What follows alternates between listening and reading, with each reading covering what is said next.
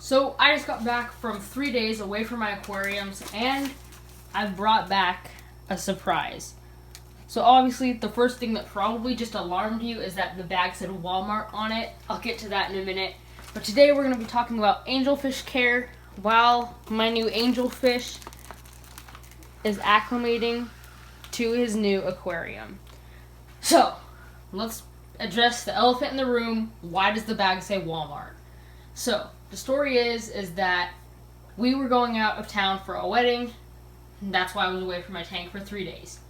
There was no fish stores, no pet stores, and it was pretty sad because, I wanted to see some fish.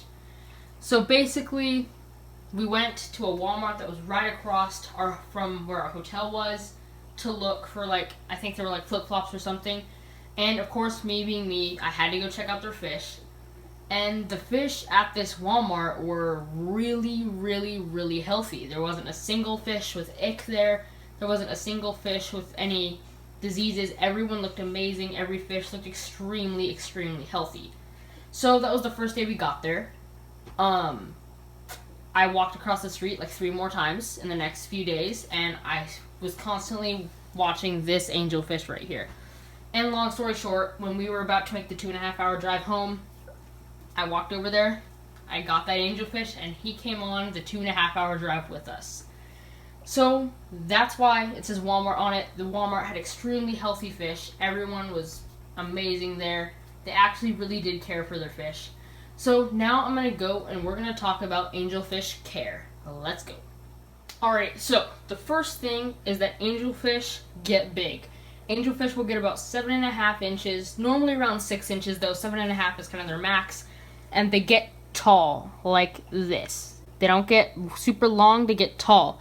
So a taller aquarium is best for these guys. Minimum tank size of 20 to 30 gallons. Anything above that's perfect. And they like to eat the same tropical fish food as basically all tropical fish. So tropical fish flakes, tropical pellets will all do them very well. They like a tropical temperature of between 74 to 78 degrees Fahrenheit. That's kind of their golden zone. They'll do great in that water temperature. And also one thing to note is that these guys, although beautiful, they're a member of the cichlid family, which is an aggressive fish family. So it's best to only keep one angelfish. If you get 2 angelfish, they'll fight. But one angelfish or, a group of 5 angelfish, it's a lot less likely to have aggression.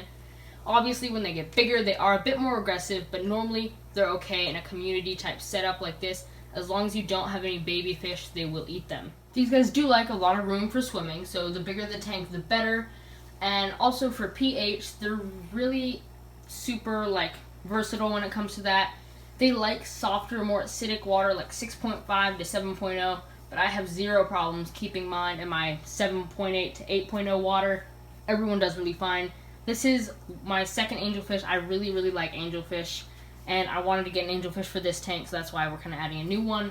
I do have an angelfish over there, and I do notice that angelfish, he's a lot smaller. He does pick on some of my other fish. He picks on the suckerfish, the bristlenose pleco, most often, but he really leaves the other fish alone. So that's one thing to note. They can be semi-aggressive, as I mentioned earlier. That's basically the gist of caring for them. They also really do like meaty foods like frozen bloodworms, frozen mysis shrimp. So anytime you can give your fish frozen food, they will greatly appreciate it. So that's basically it for angelfish. Basically, tank husbandry is also number one. You always want to make sure you're on top of your water changes. That's with any fish. You want to make sure you're on point with your filter cleanings and water changes, just to make sure that the tank chemistry is perfect for the fish. And also one other thing to note with angelfish, don't keep them with fin nippers. So like this beta fish over here, most likely going to take him out because he might nip the angelfish. Also other barbs might nip angelfish, so I wouldn't recommend angelfish with barbs. But overall, if you have a tropical tank with bigger tropical fish such as rainbow fish, my dwarf rainbow fish over here, which you can't see, he's off side of the camera, or any bigger tetras, which is what I mainly have in this tank, will be great with angelfish. So without further ado, let's net the guy into the aquarium, guy or girl. Another thing to note, it's really hard to tell the angelfish gender until they're really big and really mature. So I'm going to call it a him because I call all my fish him. But let's get him in the tank. Alright, so I cut open the bag and made sure the water temps were the same.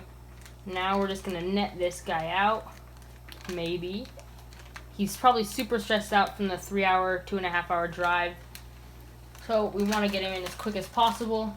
Don't want to get any of that nasty Walmart water in here, even though their fish were really healthy. And get this out of the water. And there he is, down at the bottom right corner. And yeah, that's pretty much it. Thanks for watching. If you want to know more about angelfish care, don't forget to ask me questions in the description. I will be sure to answer them. And yeah, thanks for watching. Goodbye. Start to see the little angelfish back there. There he is. Right there. Okay, goodbye.